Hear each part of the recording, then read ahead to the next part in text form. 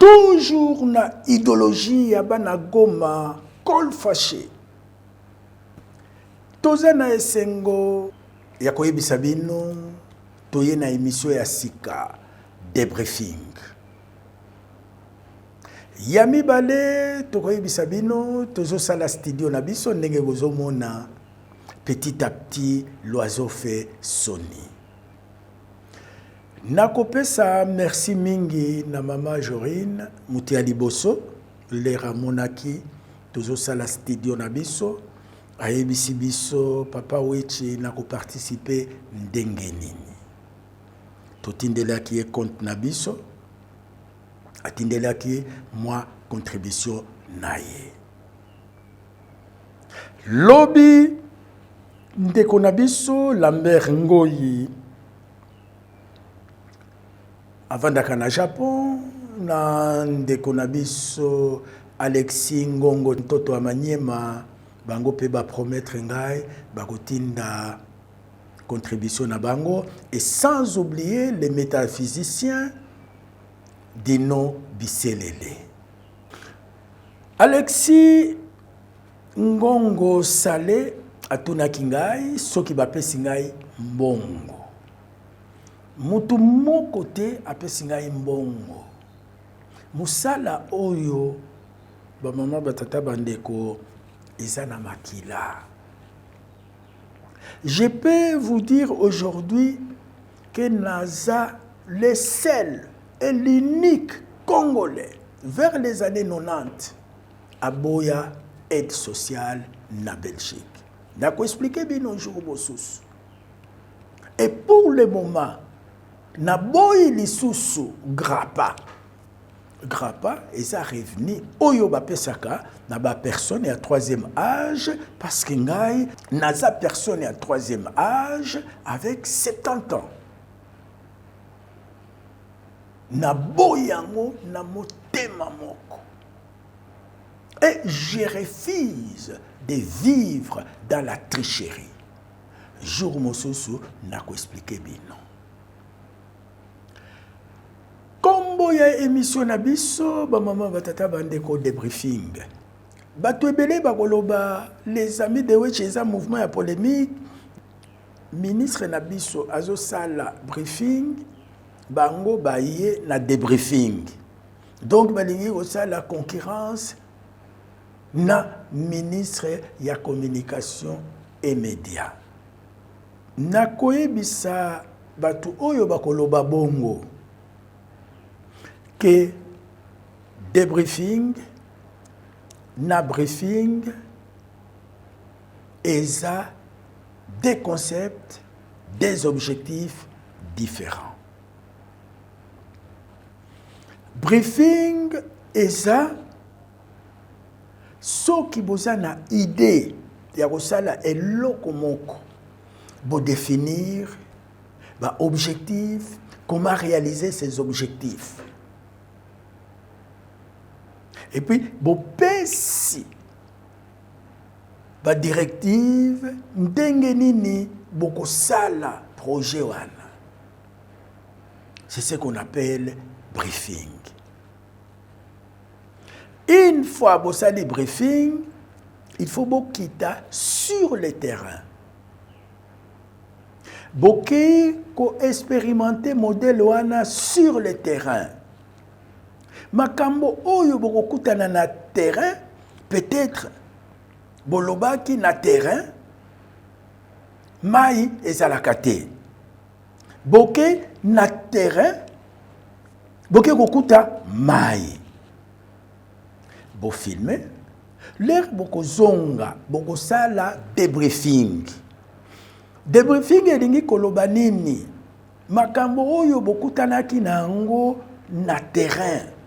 Papa ministre, biso to banay ko kanisa que na terrain mai ezalaka te. Biso to ke kuna tomoni mai. Mai yango oyo.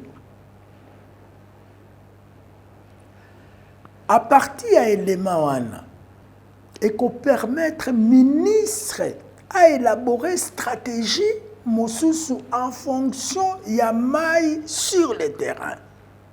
depuis indépendance ya mboka na biso tosalaka débriefing te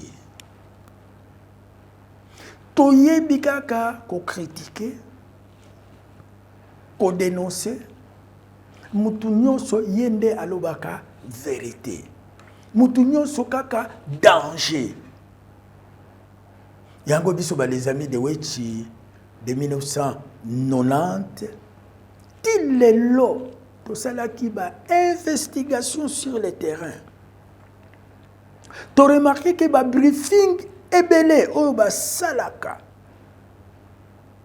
et pas ya ministre na biso ya communication et médias na réalité sur le terrain c'est le jour et la nuit yango toye na émission ya débriefing pour y apporter un plus et pas y a bakonji na biso pour basa la stratégie en fonction de la réalité sur le terrain.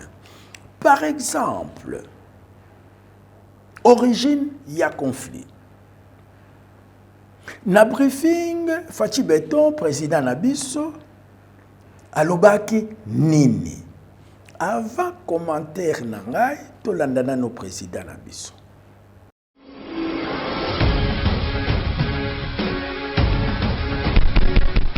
Je ne discute pas avec le M23. Les négociations ou discussions, moi je préfère dire discussions, je les veux. Je les veux qu'avec le Rwanda, parce que c'est lui mon agresseur. Et je l'ai dit d'ailleurs dans la salle à Addis Abeba, à Paul Kagame lui-même en disant c'est vous que je veux avoir face à moi dans une discussion pour savoir et vous poser la question, savoir qu'est-ce que vous voulez à mon pays, à mon peuple, pourquoi vous continuez indéfiniment de tuer mes compatriotes et de piller les ressources de mon pays. C'est tout ce que je veux comme thème du dialogue, parce qu'il n'y a rien d'autre. Je ne lui dois rien, il ne me doit rien. Mais il doit simplement m'expliquer pourquoi est-ce qu'il s'acharne à massacrer mes compatriotes de cette manière, injustement, depuis tant d'années. Et pourquoi est-ce qu'il continue systématiquement à piller les ressources minières et autres? Parce qu'on ne parle pas d'agriculture. Mais notre thé, notre café va aussi au Rwanda et quand il arrive là-bas, il est estampillé Made in Rwanda. Bouti Kolanda président. Il y a lobby ayebaka te eloko nini Kagame abundisaka biso azolinga kutana na Kagame boye farafa atuna ye. Maintenant biso ba les amis de Wechi na ba investigation na biso toza na réponse ya Paul Kagame bolanda Paul Kagame.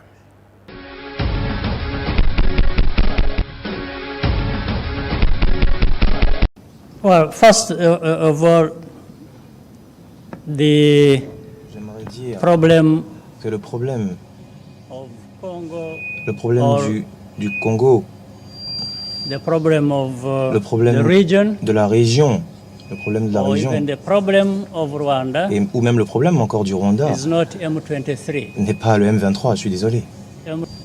Congolese, Les Congolais but who have Rwandese heritage. qui ont bénéficié donc de The l'héritage borders rwandais, that were drawn during colonial times les frontières qui ont été bâties cut our durant la période countries to coloniale pieces. ont A big part of affecté. Rwanda was left outside. on va dire diviser nos peuples. Il y a une partie donc du Rwanda qui a été donnée à l'est du Congo. Une partie donc du Rwanda qui a été donnée à l'est du Congo, le sud à l'Ouganda, etc., etc. Une partie donc du Rwanda qui a été donnée à l'est du Congo, le sud à l'Ouganda, etc., etc.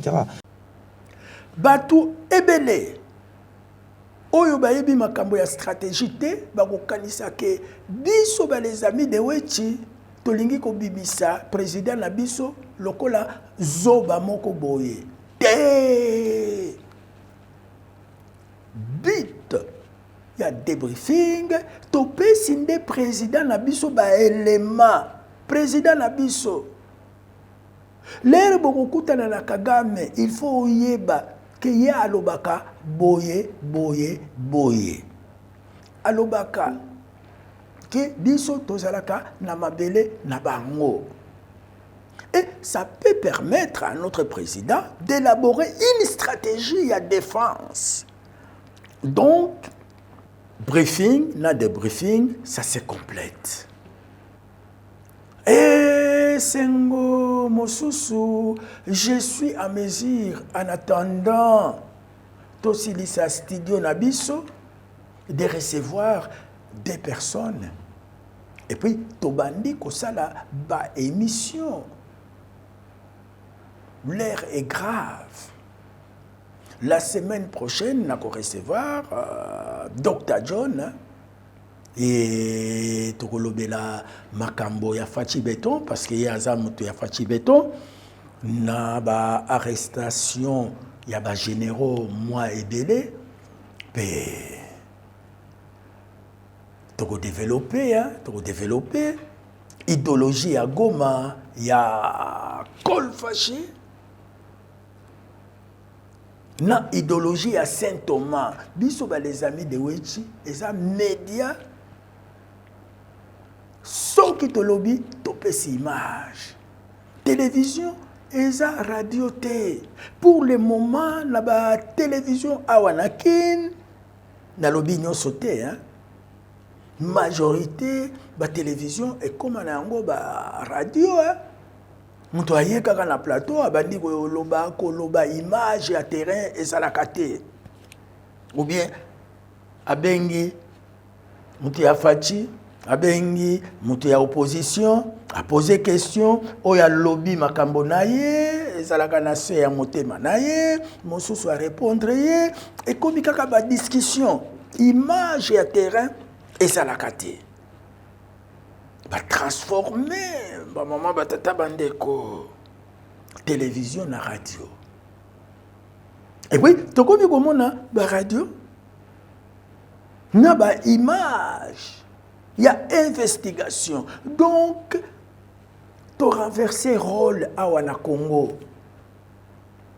Radio et comment que ça la investigation na place ya ba télévision et comment na ngo ba radio non yango toye na idéologie ya sika débriefing. Je vais vous dire une chose. En 1996, on accusait le Rwanda de vouloir annexer une partie du Congo. Je crois que vous avez vu une carte qui a circulé. Moi, j'ai dû même expliquer cette carte. L'objectif qu'on avait, ce n'était pas d'annexer le Congo. L'objectif aussi qu'on avait quand on montrait cette carte, c'était de montrer, de justifier la présence d'une communauté rwandophone à l'intérieur du Congo, comme on le trouve en Ouganda, comme on le trouve en Tanzanie. Ce n'est pas notre faute, ce n'est pas la faute du Congo, c'est les frontières qui ont été tracées de cette manière-là. C'est d'ailleurs dans ce cadre-là que notre président réclamait le Berlin II. Berlin II ne visait pas à refaire les frontières, mais Berlin II visait à savoir pourquoi les gens se trouvent de ce côté-ci et non pas de l'autre côté. Donc c'était ça l'explication. Ils s'organisent aujourd'hui pour attaquer le Congo, sous prétexte que la révision des frontières devient obligatoire. Alors quand on parle d'empiler Ima ou d'empiler Tutsi, il n'y a plus de doute. On n'est pas dupe. Il y a des bandits sur le plan international qui soutiennent Kagame pour que le Congo soit exploité dans tout son cœur et dans tout son corps. Donc là, les couloirs qu'il s'agit des Interahamwe, je nie franchement. Les Interahamwe n'ont pas une force qui puisse préoccuper toute la communauté internationale jusqu'au point où on en est aujourd'hui. Mais je pense que Kagame a beaucoup d'ambition. Il croit que le Rwanda n'est pas suffisant pour lui. C'est pourquoi on parle des histoires de Berlin II, des frontières perdues au Congo. Excusez-moi, c'est assez important, même très important, ce que vous êtes là, la remise en cause des frontières. qu'est-ce que vous pouvez dire aujourd'hui par rapport à ceux qui avancent ça comme argument pour dire que... J'allais justement y arriver. Oui. Je vous en prie. Je pense qu'on ne peut pas avoir une telle gourmandise et nous devons nous contenter de notre petit territoire, le Rwanda. Alors, M. Kagame croit que le Rwanda n'est pas suffisant. Souvent, il a dit en anglais, it's like a district of Uganda. C'est comme une petite province de l'Ouganda. Donc, ce n'est pas suffisant pour lui. Et on doit aller chercher les frontières qui existaient avant 1885, lorsque la conférence de Berlin a été organisée. Qu'est-ce que cela veut dire? Ceci veut dire que nous devons engager une bataille contre le Congo, mais ne l'engagez pas contre l'Ouganda, puisqu'il y a une partie du territoire rwandais qui est en Ouganda, qu'on appelle le Bufumbira. Ils n'en parlent jamais. Alors, ce qu'ils veulent, c'est écraser les Congolais, écraser le pouvoir congolais, exploiter le Congo, tant que le Congo, d'après ce qu'ils disent, reste inorganisé, donc nous pouvons l'organiser. Et comme ils ont cet appui de ce qu'ils veulent les appuyer, dire, oh, écoutez, ce sont des meilleurs organisateurs qu'on ait vus en Afrique. Je vous dis franchement qu'en ma qualité de Rwandais, engagé politiquement, je ne peux pas soutenir une telle politique. Je prêche la coexistence pacifique des régions avec une intégration régionale. Autrement dit, le Rwanda, le Congo, le Burundi, l'Ouganda peuvent vivre ensemble